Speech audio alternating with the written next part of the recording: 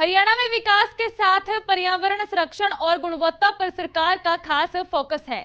मुख्यमंत्री नायब सिंह सैनी के नेतृत्व में प्रदेश सरकार स्वच्छ हवा, हरित परिवहन और सतत विकास के लक्ष्य को लेकर लगातार बड़े कदम उठा रही है।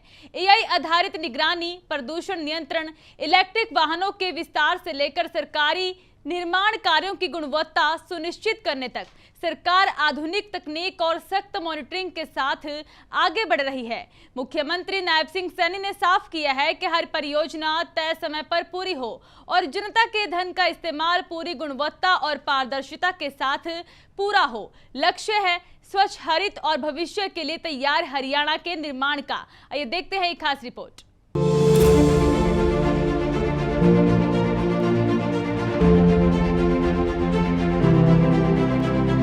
हरियाणा को स्वच्छ, स्वस्थ और प्रदूषण मुक्त बनाने की दिशा में प्रदेश सरकार लगातार बड़े और ठोस कदम उठा रही है। पर्यावरण संरक्षण को लेकर सरकार की प्रतिबद्धता अब जमीन पर दिखाई देने लगी है। स्वच्छ हवा, बेहतर परिवहन व्यवस्था और सतत विकास के लक्ष्य को हासिल करने के लिए हरियाणा सरकार लगातार नई योजनाओं और आधुनिक तकनीकों को बढ़ावा दे रही है। मुख्यमंत्री नायब सिंह सैनी के नेतृत्व में सरकार न सिर्फ प्रदूषण नियंत्रण के लिए अभियान चला रही है, बल्कि हर स्तर पर उनकी निगरानी और समीक्षा भी सुनिश्चित कर रही है।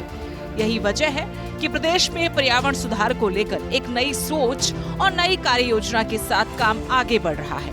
वहीं इसी कड़ी में मुख्यमंत्री नायब सिंह सैनी ने अर्जुन एसपीवी के निदेशक मंडल की दूसरी बैठक की अध्यक्षता की। इस दौरान अधिकारियों को आधुनिक तकनीकों के अधिक प्रभावी उपयोग के निर्देश दिए।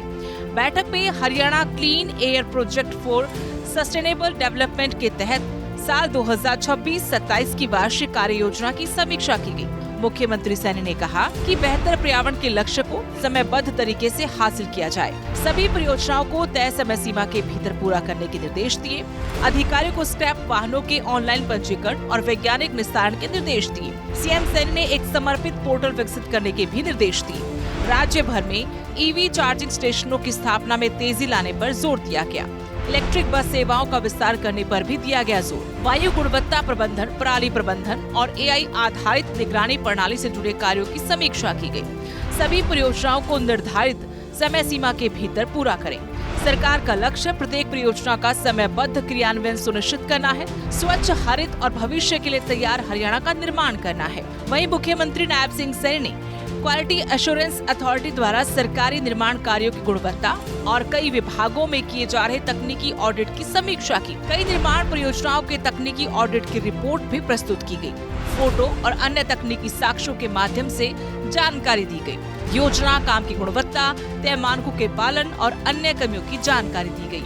HSAMB सिंचाई, PWD, विद्युत और जन स्वास्थ्य एवं अभियांत्रिकी विभाग के बारे में चर्चा हुई। प्रदेश केंद्र की ओर से जारी कामों की QAA समय समय पर करे।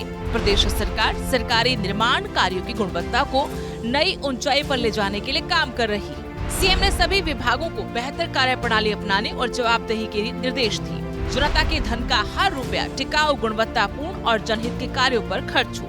लापरवाही मिलने पर जिम्मेदार अधिकारियों और कर्मचारियों के खिलाफ कार्रवाई होगी। कमियों को जल्द दूर किया जाए ताकि भविष्य की परियोजनाओं में ऐसी समस्याएं न आएं।